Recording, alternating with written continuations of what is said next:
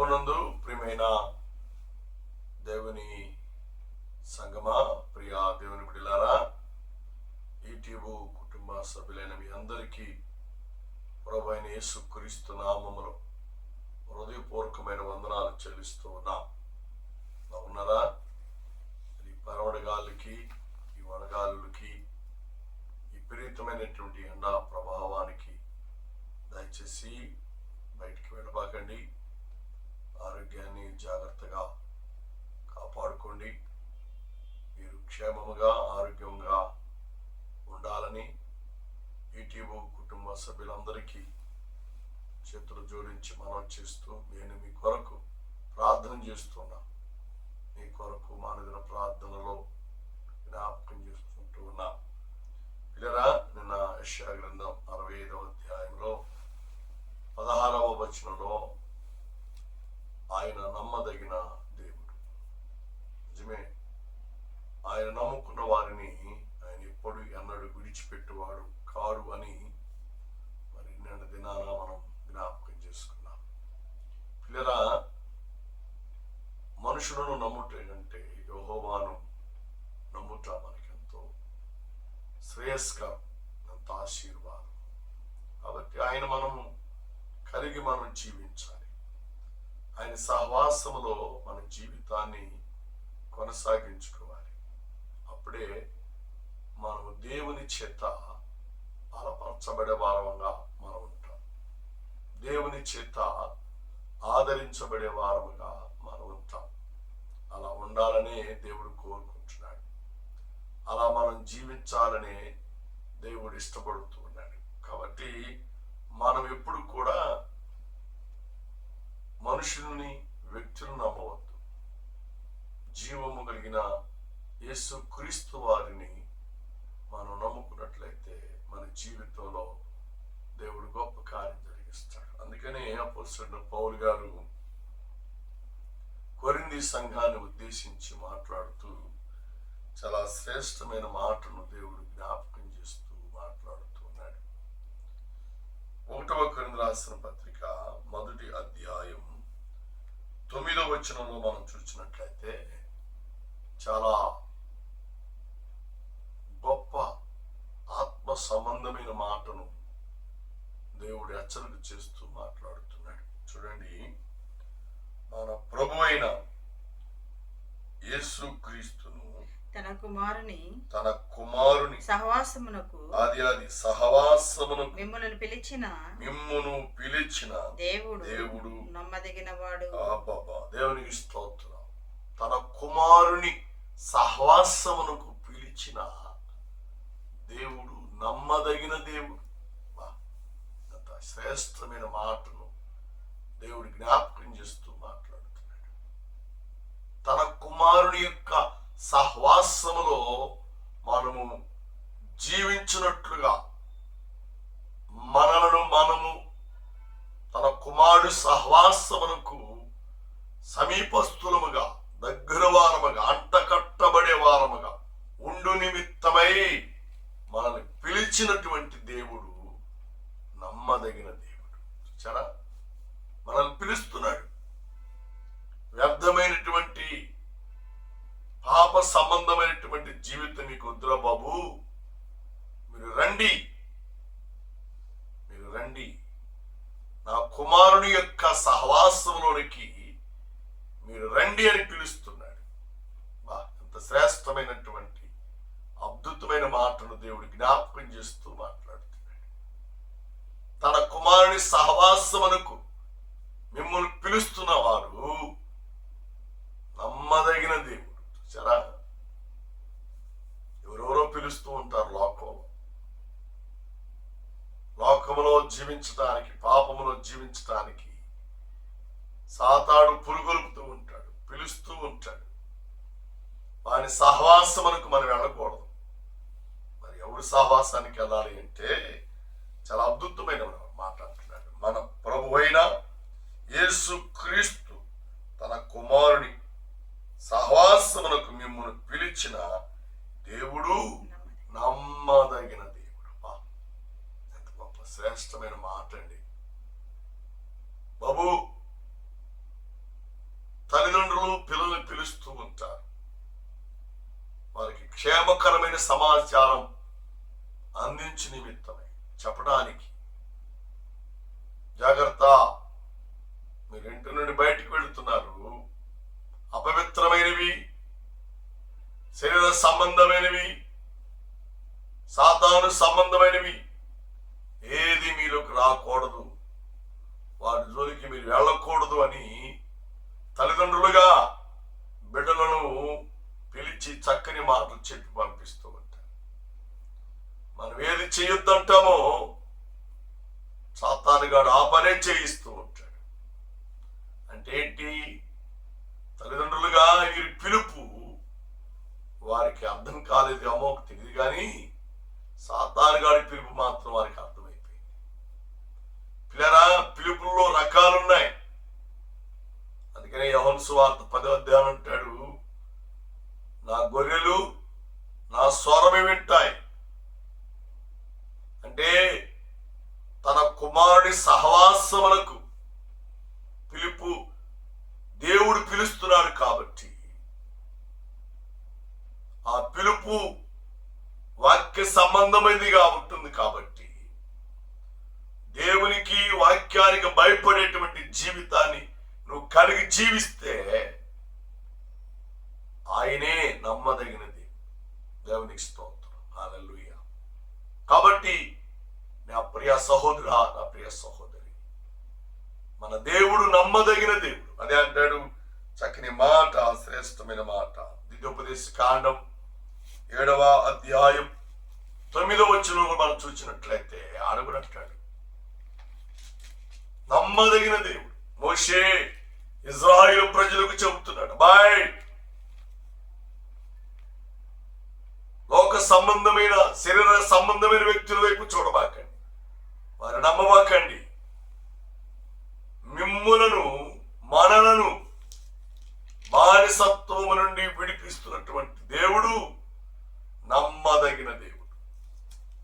ఎన్ని అద్భుత కార్యాలు ఆయన మన పట్ల జరిగిస్తున్నాడు, ఎన్ని గొప్ప కార్యాలు ఆయన మన పట్ల జరిగిస్తూ ఉన్నాడు. కాబట్టి మీరు అటు ఇటు చూడబాకండి, ఆయన వైపే చూడండి. ఆయన పిలుపుకు, ఆయన కుమారుని సహవాసములకు మీరు కలిగి జీవించినట్లుగా ఆయన పిలుపుకు లోబడితే, ఆయన పిలుపును గమనిస్తే, ఆయన పిలుపుకు విధేయత కలిగి మీరు వింటే ఆయన నమ్మదగిన దేవుడిగా ఉంటాడు అని దేవుని వాక్యము ద్వారా దేవుడు మనతో మాట్లాడుతున్నాడు.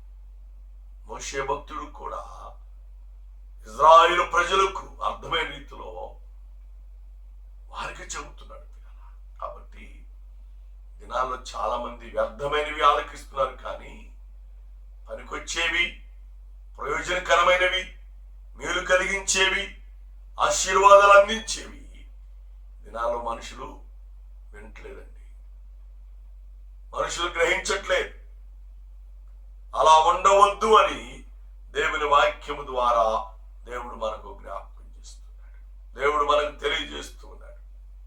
కాబట్టి నా ప్రియ సహోదరా, సహోదరి, దేవుని మనము కలిగి ఉండాలి, దేవుని సహవాసాన్ని కలిగి ఉండాలి, ఆత్మీయ జీవితాన్ని మనం కలిగి ఉండాలి.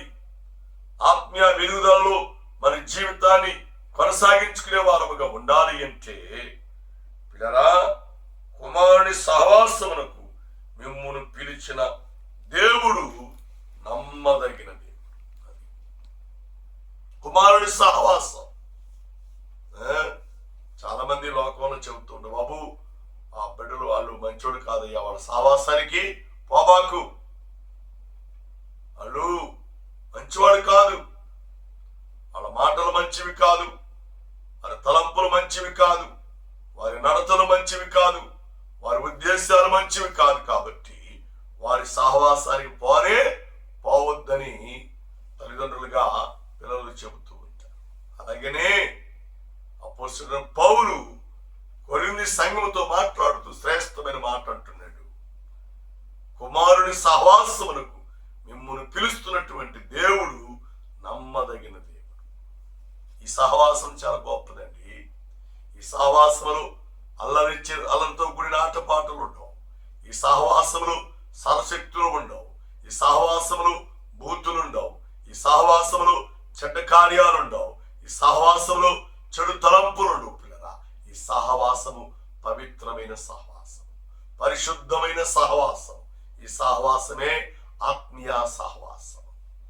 అంటే కొరింథీ ప్రజలు పరిశుద్ధాత్మ దేవుని కుమారుని సహవాసం లేకుండా చెడిపోతున్నారు కాబట్టి, వారి సంఘానికి దూరమైపోతున్నారు కాబట్టి, భక్తికి వారు దూరమైపోతున్నారు కాబట్టి, ప్రార్థనకు వారు దూరమైపోతున్నారు కాబట్టి, అలా దూరం అవ్వటం దేవునికి ఇష్టం కాదు కనుక అపోస్తలుడైన పౌలు చూచి సహించలేక చక్కని మాట వారిని హెచ్చరిక చేస్తూ మాట్లాడుతున్నాడు. చాలా అద్భుతమైన మాట. మన ప్రభువైన యేసు క్రీస్తును తన కుమారుని సహవాసమునకు మిమ్మును పిలిచిన దేవుడు నమ్మదగిన దేవుడు. రండి, ఆయన సహవాసంలోకి రండి.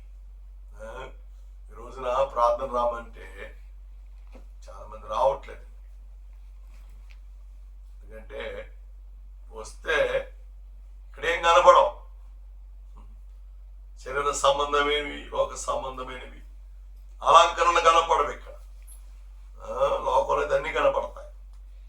అందుకని లోకం వైపు చూస్తున్నారు. అందుకని చక్కని మాట, లోకములంతయు నేత్రాశ, శరీరాశ, జీవపు డమ్మం, ఇవి తండ్రి వల్ల పుట్టినవి కావు. కానీ ప్రజలు ఏం చేస్తున్నారు? నేత్రాశని చూస్తున్నారు. నేత్రాశ, దాని కొరకే పరిగెడుతున్నారండి. పిలవపోయిన వెళ్ళిపోతున్నారు జనం.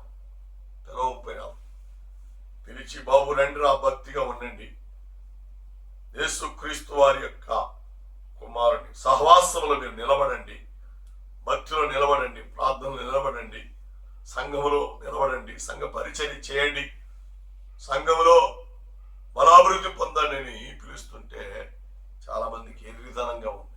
అందుకని బైబిల్ చక్కని మాట కొన్ని రాసిన పత్రులు అంటాడు, సిలువను కూర్చిన సువార్త నశించే వారికి ఎలా ఉందంట? ఎర్రితనం.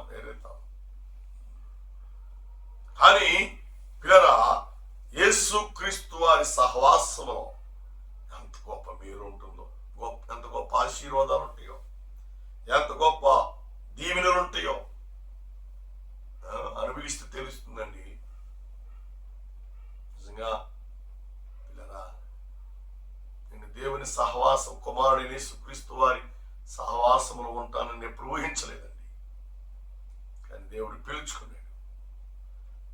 ఆయన పిలుపును బట్టి ఆయన సహవాసంలోనికి నిలబెట్టుకున్నాడు. అందువల్లే నా స్థితిగతులన్నీ దేవుడు మార్చివేశాడు.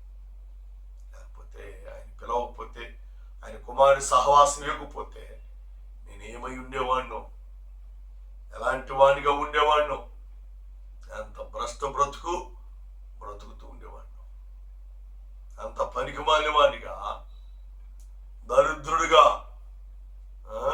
లోకంలో సంచారం చేయాల్సిన పరిస్థితి ఉండేదేమో.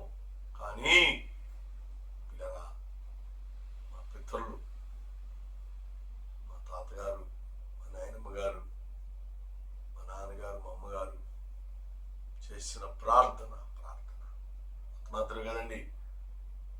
చిన్నప్పుడు హార్పణ హోమ్లో ఉండేవాడు. హార్పణ హోమ్ లెగిస్తే ప్రార్థన, భోజనానికి ప్రార్థన, పడుకునేటప్పుడు ప్రార్థన, పాటలు, ఇవన్నీ చిన్నప్పటి నుండి దేవుడు నాకు అనుగ్రహించినటువంటి గొప్ప సహవాసం. ఆ సహవాసమును బట్టియే దేవుడు నమ్మదగిన దేవుడు అయ్యాడు. దేవునికి స్తోత్రం. హల్లెలూయా. అందువల్లే దేవుడు నా స్థితిగతులు, నా పరిస్థితులన్నీ మార్చేశాడు. దేవునికి స్తోత్రం. హల్లెలూయా. మరి నా మిత్రులు, నా స్నేహితులు, నా క్లాస్మేట్ చాలా మంది నాకు తెలుసు, నేను వాళ్ళకి తెలుసు. ఇప్పుడు చూస్తున్నా వాళ్ళ స్థితిగతులన్నీ భయంకరంగా ఉన్నాయి. కానీ యేసుక్రీస్తు వారిని సహవాసంలోకి నువ్వు పిలువబడితే, సహవాసంలోకి నువ్వు వస్తే దేవుడు నిన్ను ఆశ్చర్యకరంగా, అద్భుతకరంగా దేవుడు మార్చివేస్తాడు. ఇక్కడ మనం గమనం చేసినట్లయితే కొరింథీ సంఘస్థులు దేవుని సహవాసమునకు పిలువబడలేనటువంటి స్థితిలో ఉన్నారు. పిలుస్తున్నాడు దేవుడు, రండి అని అపోస్తలుడైన పౌలు గారి ద్వారా దేవుడు మాట్లాడుతున్నాడు. వారు వచ్చిన తర్వాత వారి జీవితంలో దేవుడు గొప్ప కార్యాలు దేవుడు జరిగించాడు. గొప్ప ఆలోచన, గొప్ప ఆత్మీయతను దేవుడు వారికి దయచేశాడు. వారిలో క్రీస్తు, యేసు క్రీస్తు కుమారుని సహవాసములకు వారు వచ్చిన తర్వాత వారు ఏకభావం వచ్చిందంట, ఏకాత్మ వచ్చిందంట. అంతకుముందు చంచలమైన ఆత్మ, చెదిరిపోయే ఆత్మ. కానీ మనం 10-11 వచనాలు మనం గమనం చేస్తే చాలా అద్భుతమైన మాటలు దేవుడు మనకు జ్ఞాపకం చేస్తున్నాడు. కాబట్టి మనల్ని మనం దేవునికి అర్పించుకుందాం, మనల్ని మనం దేవునికి సమర్పణ చేసుకుందాం. మనల్ని పిలిచే దేవుడు నమ్మదగిన దేవుడు. ఎక్కడికి పిలుస్తున్నాడు అంటే చెడిపోవడానికి కాదండి, ఎక్కడికి పిలుస్తున్నాడు అంటే పడిపోవడానికి కాదండి, ఎక్కడికి పిలుస్తున్నాడు అంటే బాబు ఆయన కుమారుని యొక్క సహవాసంలో పిలుస్తున్నాడు. ఆ కుమారుని సహవాసంలో నెమ్మది ఉంటుంది, సంతోషం ఉంటుంది, సమాధానం ఉంటుంది, ఆత్మీయత ఉంటుంది. లేదా నీ జీవితానికి మేలు కలిగించే ఎన్నో ఆత్మ ఫలాలు ఉంటాయి. అవన్నీ దేవుడికి ఇవ్వటానికి ఆయన పిలుస్తున్నాడు. రా, ఎప్పుడైనా ఆయన పిలుపుకు లోబడు, ఎప్పుడైనా నా మాటకు లోబడు, ఆయన వాక్యానికి లోబడు, ఆయన చిత్తానికి లోబడు, ఆయన సంఘానికి లోబడు. దేవునికి ఇష్టమైన బిడ్డగా నువ్వు జీవించి ఆత్మీయ మేలు, ఆత్మీయ దీవెన, ఆశీర్వాదాలు పొంది రాజ్యానికి, పరలోక రాజ్యానికి నువ్వు చేరాలని, ఆయన కుమారుడిగా కుమార్తెగా ఉండాలని ప్రభు పేరట ప్రభు నామములో ఆలోచిస్తూ ఉన్నాడు. దేవుడి మాటలను, దేవుడి వాక్యాన్ని మనందరూ దీవించి ఆదరించి ఆశీర్వదించును గాక. ఆమేన్, ఆమేన్, ఆమేన్. తలలు వంచండి, చిన్న ప్రార్థన చేద్దాం. కృపామేడ ప్రేమలు మాత్రం ఎంతవరకు మా మధ్య మీరున్నారు, అందుకే నీకు వందనాలు. నీ వాక్యం ద్వారా, నీ మాటల ద్వారా మీరు మాతో మాట్లాడారు, అందుకే నీకు వందనాలు, స్తోత్రాలయ్యా. ఇంతటి వాక్యాన్ని మీరు కట్టండి, ఫలింపదయచి వాక్యానుసారం నడిచినట్లుగా, జీవించినట్లుగా మమ్మల్ని మీరు బలపరచమని, మీ కృప చేత మీరు ఎత్తిపెట్టి వారిని నిలిపించమని, మహిమ ఘనత ప్రభా మీరు పొందుకోమని, దీవించమని, ఈ టీవీ కుటుంబ సభ్యులందరూ వింటున్న వారికి, విన్న వాక్యం అనేకులకు పాల్పడి చేస్తున్న వారిని అందరినీ మీరు దీవించి బలపరచమని, మాకు ఇచ్చినటువంటి ఆత్మీయ సంఘాలను, ఆత్మీయ బిడ్డలను బలపరిచి దీవించమని, ఆశీర్వదించమని, మహిమ ఘనత ప్రభా మీరు పొందుకోమని, మా కొరకై త్వరలో రాబోతున్నటువంటి యేసయ్య శ్రేష్టమైన పరిశుద్ధమైన నామములో అడిగి వేడుకొని ప్రార్థన చేస్తున్నాము తండ్రి. ఆమేన్, ఆమేన్, ఆమేన్. తండ్రియా, కుమారుని ప్రేమ, పరిశుద్ధాత్మ సహవాస సంబంధము ప్రార్థించిన ప్రతి అంశములకు